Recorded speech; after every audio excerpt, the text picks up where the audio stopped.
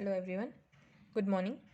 Myself Sonali Ananta Hivrare, and we were discussing on the difference equation part first. So today we will start with the third unit, and we have completed our 2 units. So previously in the last video we had completed the last topic of second unit, and that was the Riccati equation and some examples based on it.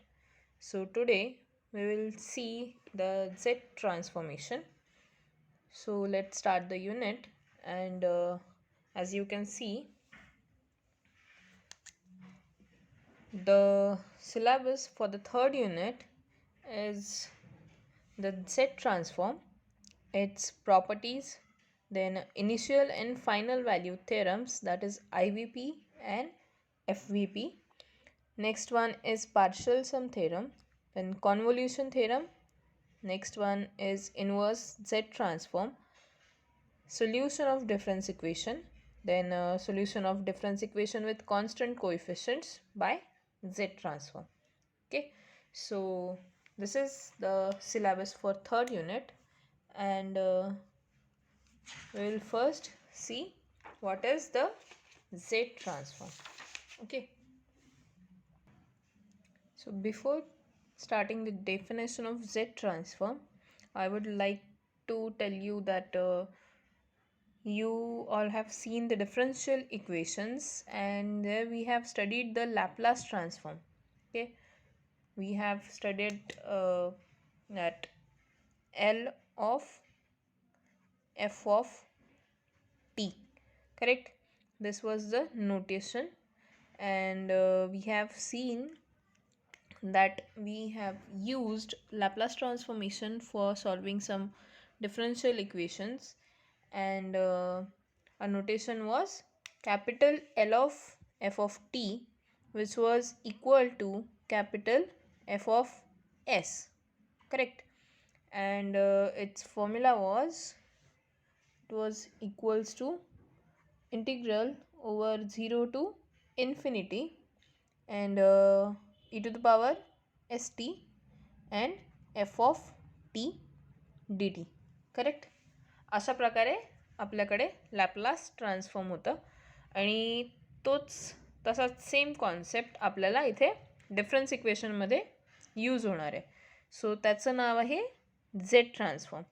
Same Laplace ट्रान्सफॉर्मेशनसारखेच definition आहे, but आपण difference इक्वेशनमध्ये use करतो आहे, म्हणून त्याला एक new name देण्यात आला आहे, जे की आहे Z transform. Okay, so Z transform of a sequence Y K is a function capital Y of Z of a complex variable Z is defined by capital YZ. Y of Z is equals to Z of YK, that is equals to summation over K equals to 0 to infinity YK upon Z to the power K. Okay, the Z transform of sequence YK. आता sequence YK म्हणजे हा Y1 Y2 Y1 Y2 Y3 up to so on काही पण असू शकतं. नाहीतर आपण याआधी जे युनिट फर्स्ट आणि युनिट 2मध्ये पाहिलं, Y of T plus 1 Y of T plus 2 अशा प्रकारे पण आपल्याजवळ सिक्वेन्स राहू शकतात. ठीक आहे, so Z transform of a sequence Y K is a function Y Z. So काय म्हणतात आहे ते, झेड ट्रान्सफॉर्म जर का आपण एका सिक्वेन्सचा घेतो आहे तर तो काय राहील, it will be a function yz of a complex variable z, and which will be defined by the capital YZ equals to zyk equals to summation k equals to 0 to infinity yk upon z to the power k. याला आपण असं लिहू शकतो, summation over yk into z to the power minus K. ठीक आहे, z to the power minus K. Same ही यासारखी definition आहे. इथे बघा E to the power minus S T होता, इथे आपल्याजवळ काय आहे Z to the power minus K, आणि एफ टी हा तिथे आपल्याजवळ होता, इथे आपल्याजवळ आहे Y K. So same definition राहील, फक्त थोडेफार चेंजेस आहेत. And we say that the Z transform exist if this follows, provided there is a number capital R which is greater than 0 such that summation k equals to 0 to infinity yk upon zk converges for capital Z mod Z which is greater than R. कॉन्वर्जेसचा meaning असतो आहे की आपलं जो sequence आहे तो काय राहील, लेस दॅन कुठे लिहू, वाय के काय राहील, आपला जो सिक्वेन्स आहे तो काय राहील, लेस दॅन एखादा कॉन्स्टंट, सपोज के. ठीक आहे, ह्याच्यापेक्षा लेस दॅन राहील always.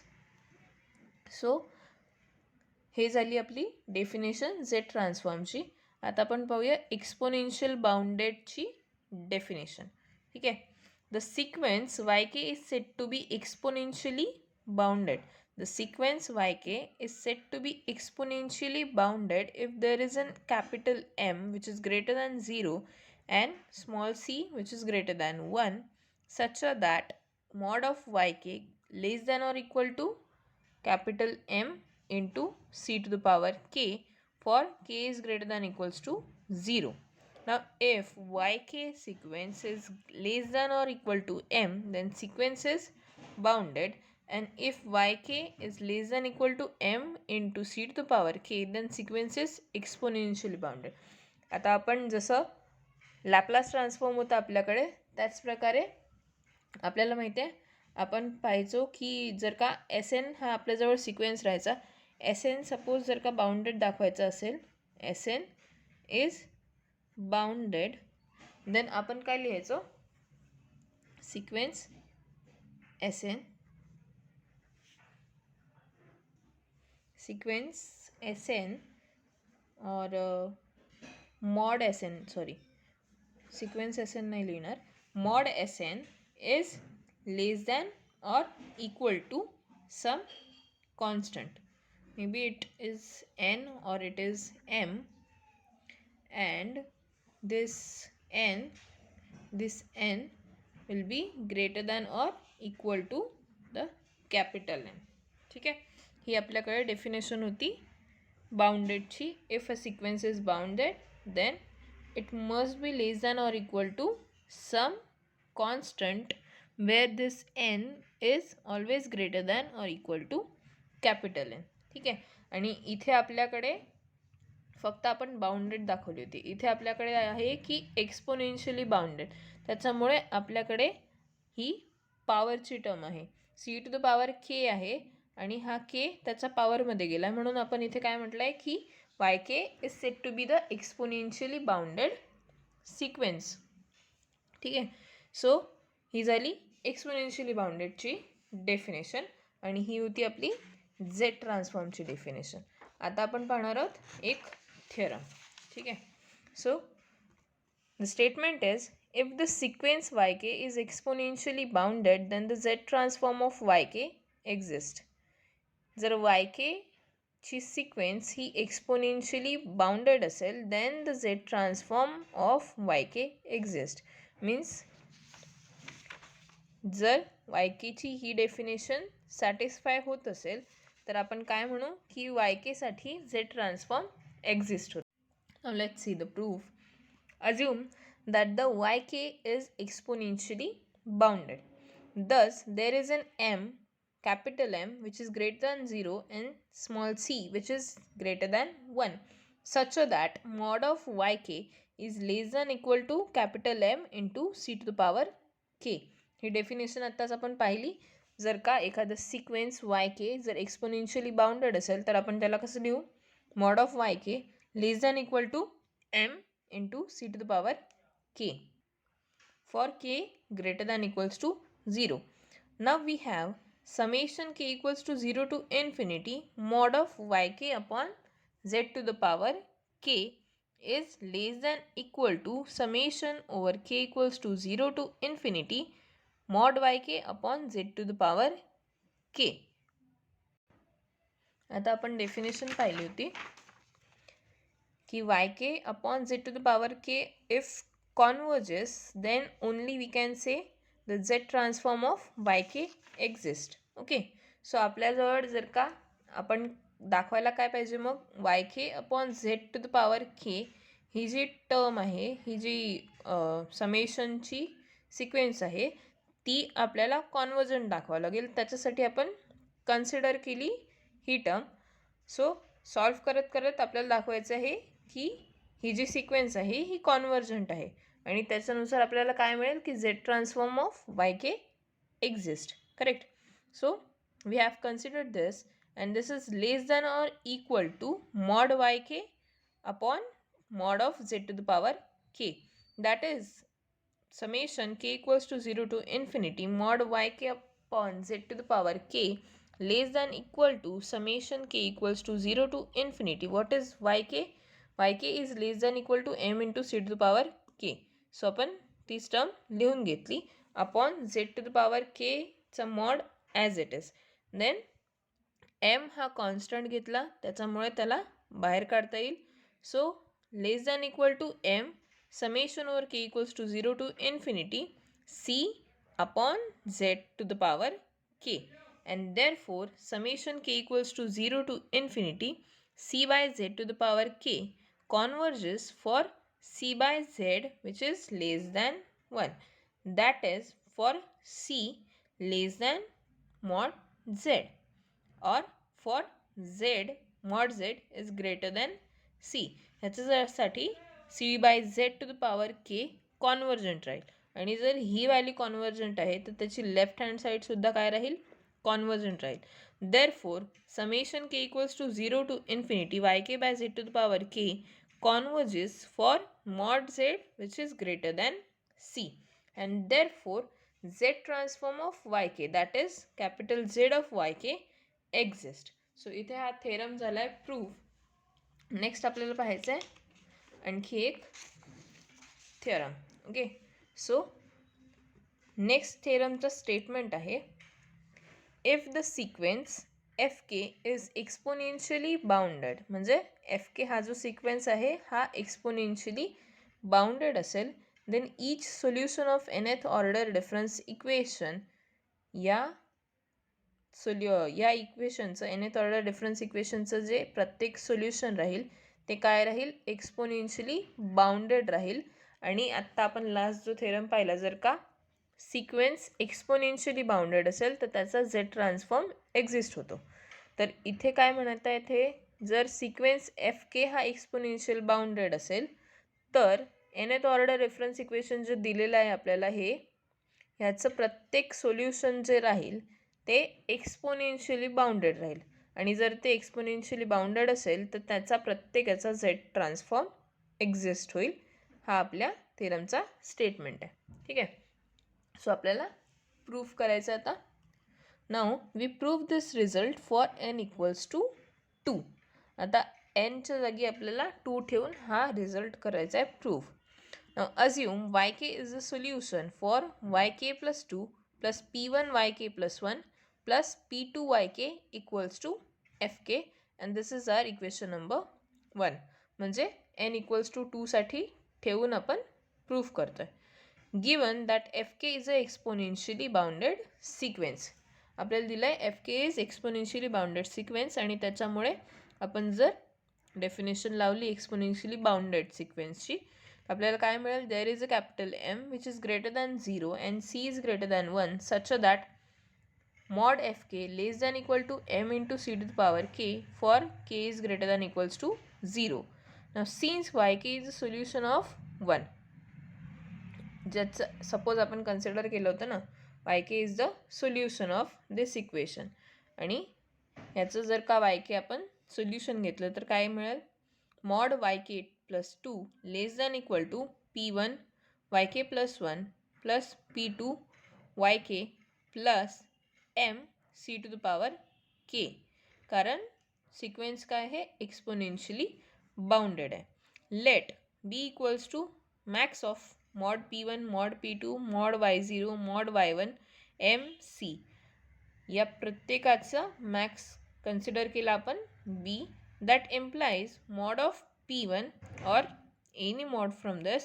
So mod of p1 is less than equal to capital B. Now we prove by induction. आता इंडक्शनच्या प्रोसेसनी जायचं आहे. सो आपण फर्स्ट कशासाठी पाहू, केसाठी. So Y K less than equal to 3 to the power k minus 1 into b to the power k for k equals to 1, 2, 3 and up to so on. Now for k equals to 1 we have, आता k equals to 1 साठी आधी k साठी, आता k equals 1 साठी mod yk equals to mod y1 less than equal to b, that is equals to 3 to the power 1 minus 1, k च्या जागी 1, 1 minus 1 into b to the power 1, that is equals to b. So equation number 3 is true for k equals to 1. Now suppose 3 is true for some 1 less than equal to k less than equal to k. Suppose करायचं की 3 हा true राहील के साठी जो 1 पेक्षा मोठा आहे आणि के 0 पेक्षा लहान आहे. That is equals to Y K 0 less than equal to 3 to the power k 0 minus 1 into b to the power k 0. Now also Y K 0 minus 1 के 0 साठी पण प्रूव्ह झालं. आता के 0 1 साठी पण ते प्रूव्ह होईल. So Y K 0 minus 1 less than equal to 3 to the power k 0 minus 2 and b to the power k 0 minus 1. नाव या दोघांसाठी प्रूव्ह असेल तर k प्लस 1 साठी पण प्रूव्ह व्हायला पाहिजे. सो आपण कन्सिडर करू k 0 प्लस 1 साठी mod of yk 0 plus 1 is less than equal to mod p1 mod yk 0 plus mod p2 mod yk 0 minus 1 plus m into c to the power k च्या जागी k 0 minus 1. आणि हे solve करत गेल्यावर काय मिळेल आपल्याला, 3 to the power k 0 into b k 0 plus 1.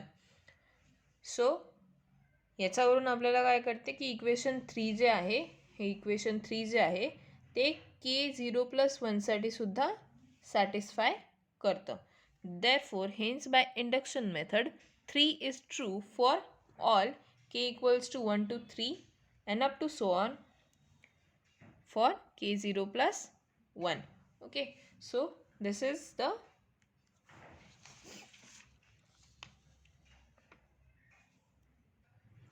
true for all the k by induction method. Okay, so k साठी पाहिलं k plus 1 साठी, k minus 1 साठी आणि जितके आपल्याकडे k च्या व्हॅल्यूज मिळतील त्याच्यासाठी इक्वेशन नंबर 3 जो आहे तो प्रूव्ह होत आहे. Now will see for yk.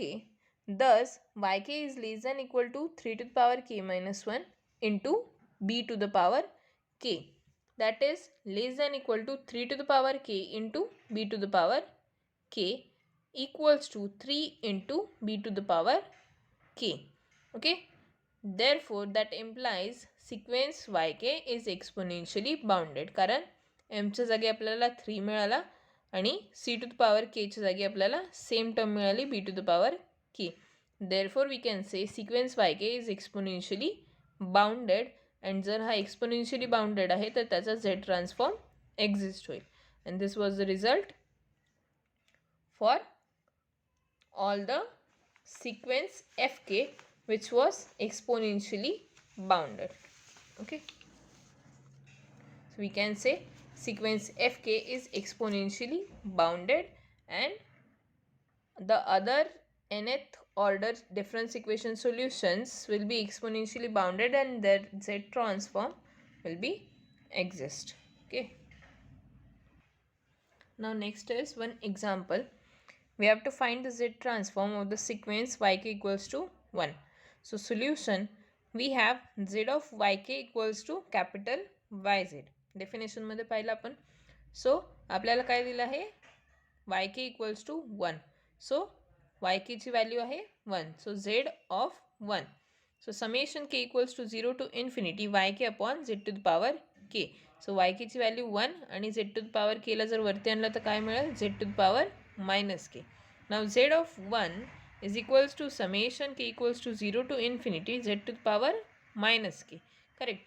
आणि z to the power minus k exponential जर आपण सिक्वेन्स घेतला तर काय मिळेल, याचा expansion 1 plus 1 by z plus 1 by z square plus 1 by z cube and up to so on. So equals to 1 plus 1 by z plus 1 by z square plus 1 by z cube and plus up to so on. आणि याला जर आपण short फॉर्ममध्ये लिहिलं तर काय मिळेल 1 upon 1 minus 1 by z, where this mod of 1 by z is less than 1. That is equals to this z goes up and z by z minus 1. ठीक आहे. नेक्स्ट सेकंड आहे z of a to the power k. That is equals to summation k equals to 0 a to the power k upon z to the power k. Now z transform of a to the power k कसं येईल. आता same आपण definition wise लिहून घ्यायचं. That is equals to summation K equals to 0 to infinity a by z to the power k. आणि same याचं expansion केलं तर 1 plus 1 by Z plus 1 by a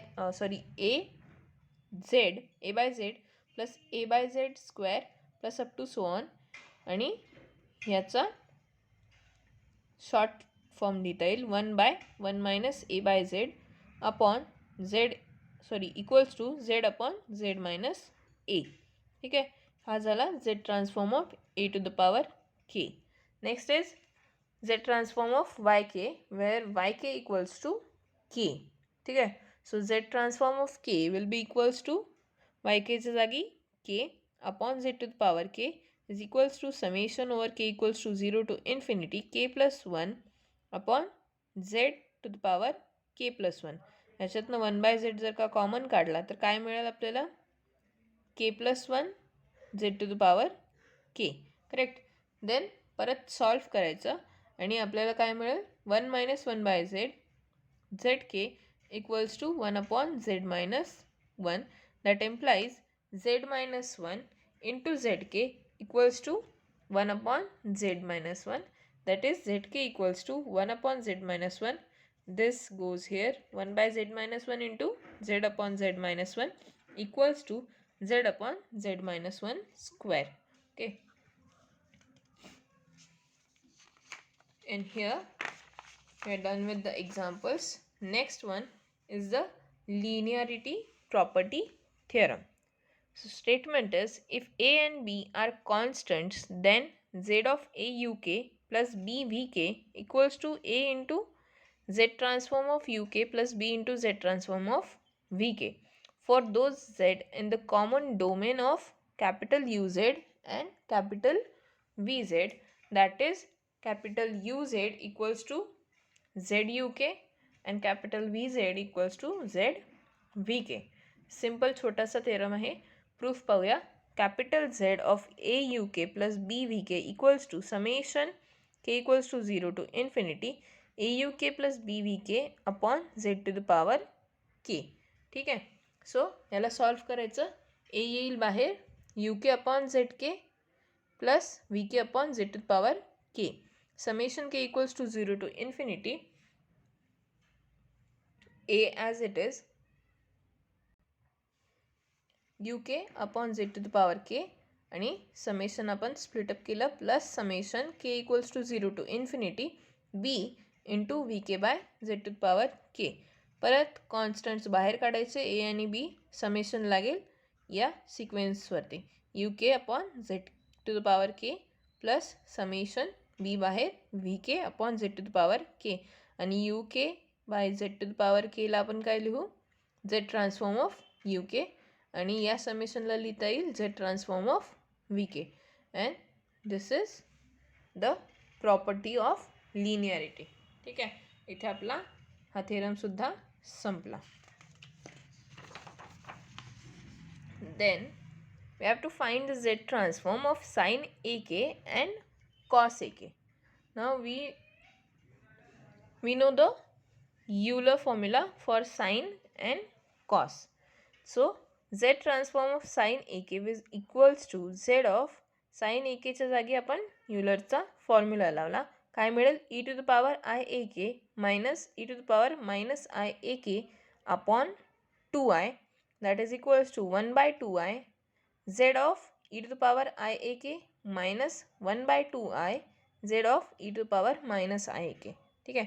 1/2i z of e to power i a k minus 1/2i z to power e i a आणि k बाहेर.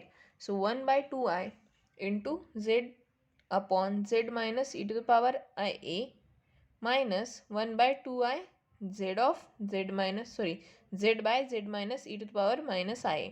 या दोघांना z transform लावला तर ह्याचे सोल्युशन्स हे येतील. ठीक आहे. Then 1/2i z upon z minus e to the power i a minus z upon z minus e to the power minus i a. आता यांना क्रॉस मल्टिप्लाय करून सॉल्व करायचं. काय मिळेल? 1/2i z into 2i sine A upon z square minus z into 2 cos a plus 1. And if we cancel this 2i, we get z sin a z square minus z 2 cos a plus 1. आता हा आहे साईनसाठी z transform, z transform of sine a k. आणि same आपण कॉससाठी solve केलं तर काय मिळेल? z of cos A K equals to z square minus z cos A upon z square minus 2z cos A plus 1. ठीक आहे. Now this is done for today's lecture, and we will see the next part in the upcoming videos.